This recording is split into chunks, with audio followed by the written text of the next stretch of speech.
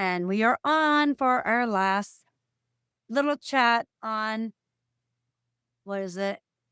On careers. This episode is going to be on the do's and don'ts on the job. I am Jen And and I'm Debbie. welcome Nice have you guys back again. on the Unpopular Playground podcast. So now here, we gave you all the things that, you should be doing as far as getting the job, researching. Now, once you have the job, here are some do's and don'ts on a job. Do punctuality, active listening, taking initiative, be respectful, help others, be real, dress to impress, and pay attention to your communication.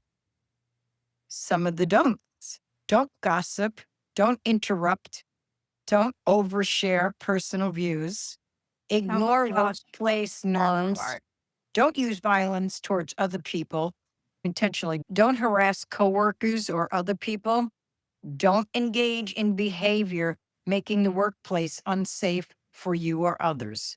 Don't talk just to talk. Don't dress like someone else. Don't stay quiet if there's a problem. These are things, this is not only with your coworkers, but these things should, go through into your everyday life. These are some ways, to actually to be a better person. Now, there's a 3-3-3 rule that I found. It's a time management method that structures your day into 3 key blocks. You have 3 hours that you are your most important project. That's whatever most important. That's what you're working on for 3 hours. Often avoided tasks.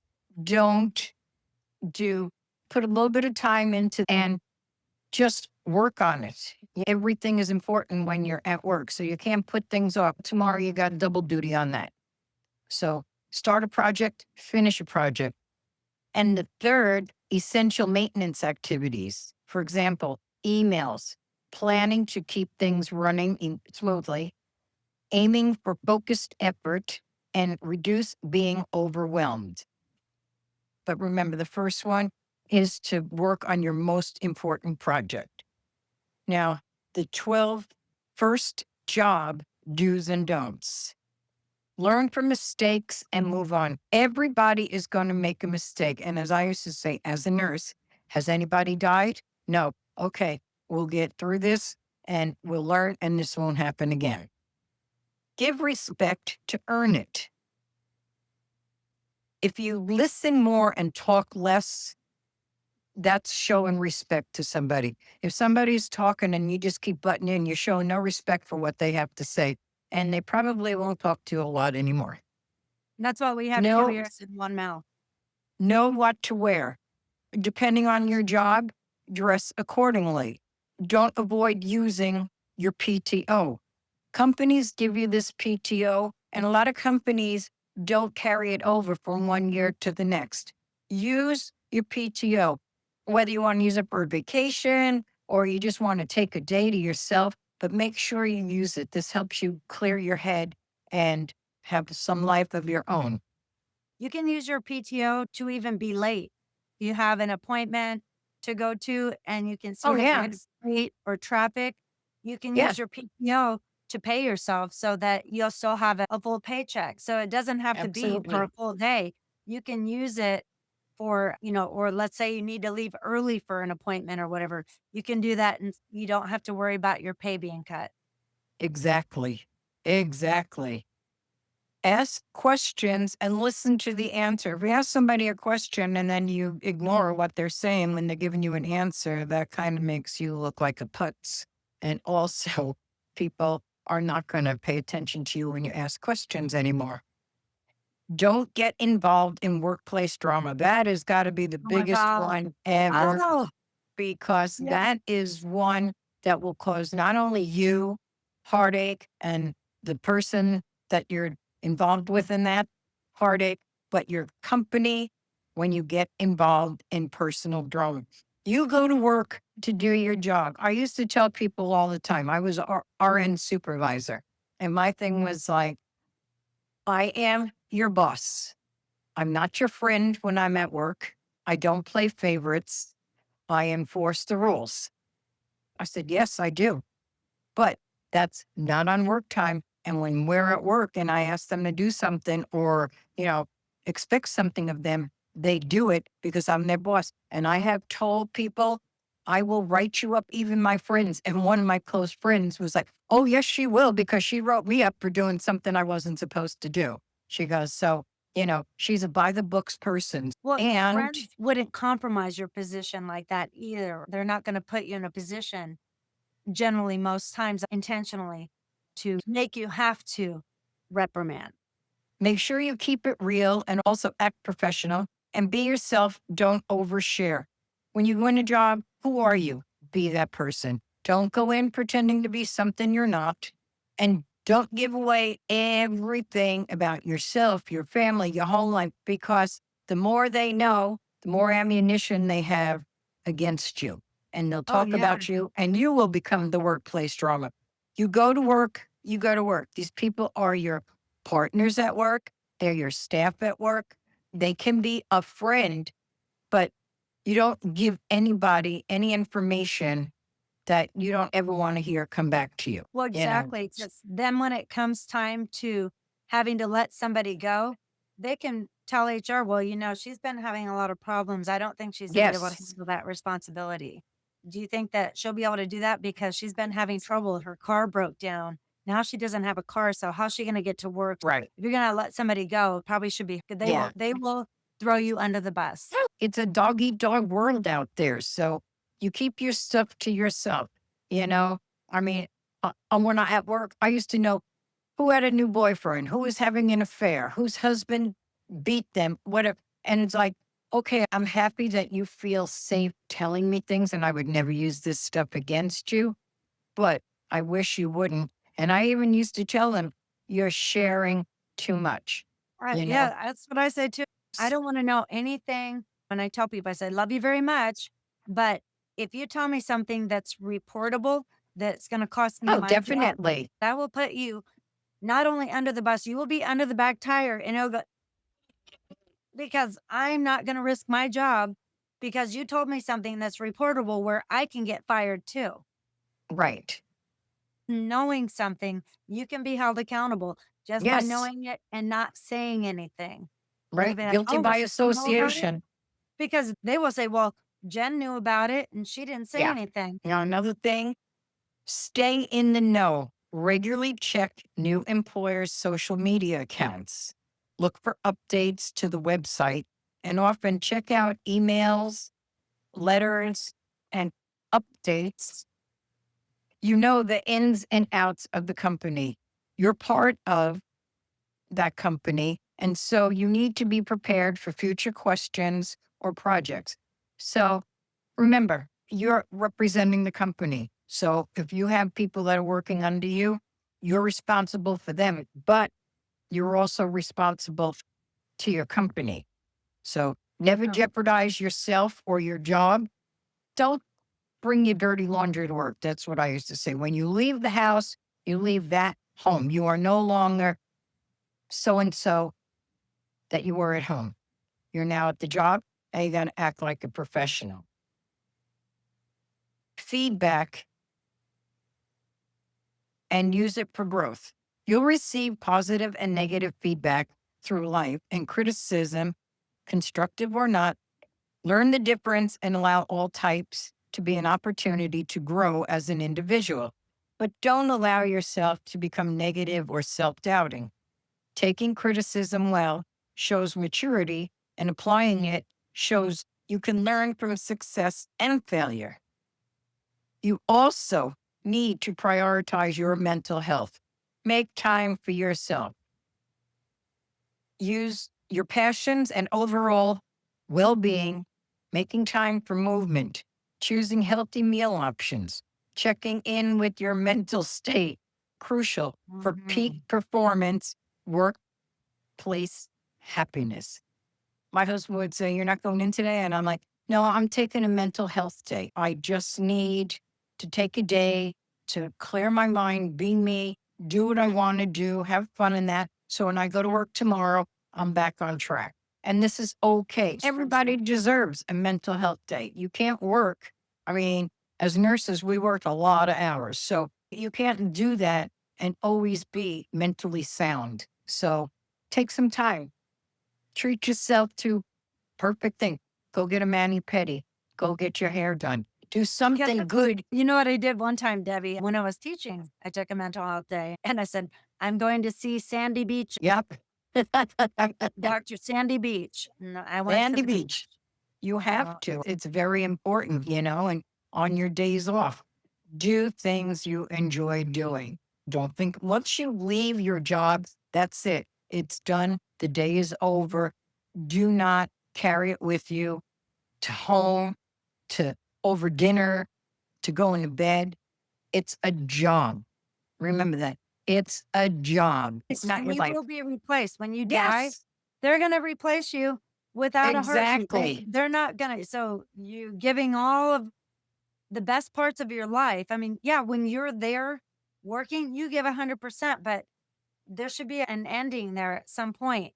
It Where has to be. I think there's a term for that, where you're just so depressed in your job and you call it quiet quitting. You're just doing the bare minimum to keep the job, to be able to function, but you're not alive anymore. You're not thriving in that job Right. anymore. And that's like quiet quitting. They also have quiet firing, where they will do whatever they can to make it miserable for you to quit on their own so they don't have to pay you a compensation package. It goes both Exactly. ways. There's some Yes. things that you want to look out for, because HR in many places is not your friend. Oh. If you report something, and maybe you don't get your breaks or you don't get something or whatever, they might retaliate against you. And that's where the quiet firing would happen. And they just make it so miserable. They're micromanaging everything that you do.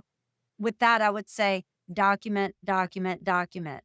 And you keep a paper trail of everything that you're doing if you feel that is happening to you. And you would write an email back on that work email confirming what you discussed so that they can't come back and say, I've never said that.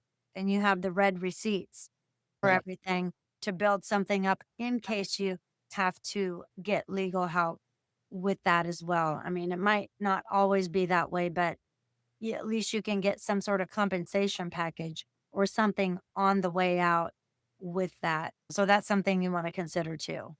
And as far as making time for movement, get up, move around. If you have a job that you're sitting at a desk all the time, take time to get up, walk around, do something, but get up and move around. If you sit at that desk for the 8 hours that you're there, you are going to lose your mind.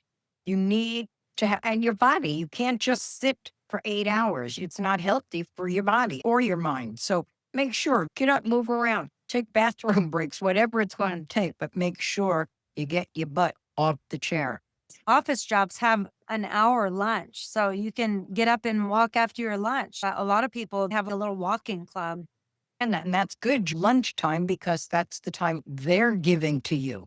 I'm talking about Oh, taking yeah. time for yourself Get and up and doing these stretch. things. Yes, exactly. 100%. If it's like 10 minutes that you're just walking around, when you're walking around, make sure you've got something in mind that you're doing, checking this, checking that, or whatever. But get up and move around because You could put sitting the and trash can far away over by the door, so you have to get up to go take that trash. exactly, I think that you exactly. can set yourself up for success that way, or to refill your water bottle, or you Yes.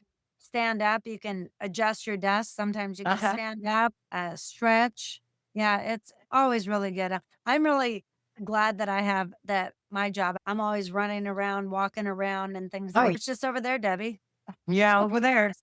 I know. I walk from the park. I don't take the bus. Most of the time I walk whenever possible. I always park in the farthest spot back when I run my errands, so I get those extra steps in. Then you go into the grocery store or something for your errands, or maybe on the way home, they purposely put the milk and all. Exactly. I Yes. always Necessities are in the back because you're going to go there anyway. So they want you walking down these aisles and going, oh, that looks like a new bag of chips. I haven't tried that you need your cereal. milk and eggs. They make sure that you get your exercise in as well. Exactly. Um, Exactly. Could I bring Another up a thing. point? Yeah, sure. On social media, when you had mentioned social media, I would say there's a couple points on that on do's and don'ts is look up their social media policy with pictures and videos Mm-hmm. and on what you're allowed to take there at work. So many people get fired for taking pictures at work and it's got maybe sensitive information in the Yeah. background or just areas that you're not supposed to see. I know where I'm at, you're not supposed to take pictures in the back unless it's a designated area that they have set up, maybe for a certain celebration or something like that. Mhm. But all the other times we're not allowed to take pictures, in the back. But Yeah. I know of one nurse that got fired in a hospital that I was working in because her patients wanted to take a picture with her. She wasn't thinking about the background. It had the list of all the patients that were there Oh, in the ward, and she posted it to her Facebook, and she got yeah. canned for that. HIPAA, They do major look at HIPAA. they do look at your social media, and Yeah. especially I know people do it all the time. They call off sick for their mental health day, And and post then they pictures come, at Disney. last minute, and you look on her social media and her stories, she's in Costa Rica ziplining.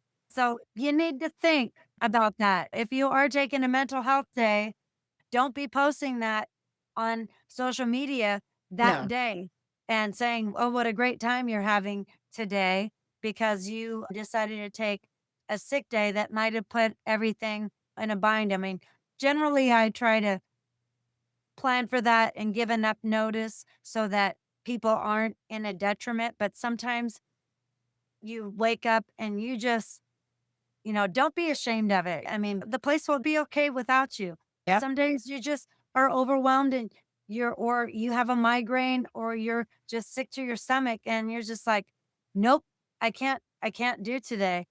Do not feel bad about that.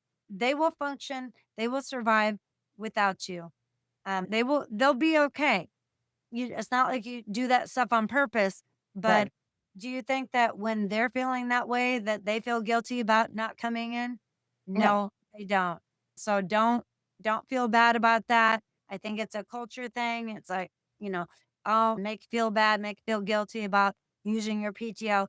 I mean, this No. whole thing about people bragging about not using it. I have 88 days of sick time. Well, that just means you're a lunatic, and because sometimes the people like that are the first to go because like we don't want unhealthy people like that, and then you would say, oh, well, they'll be the first ones to say, well, if you let them take advantage of you, they will, and they will chew you up and spit you out like chewing gum.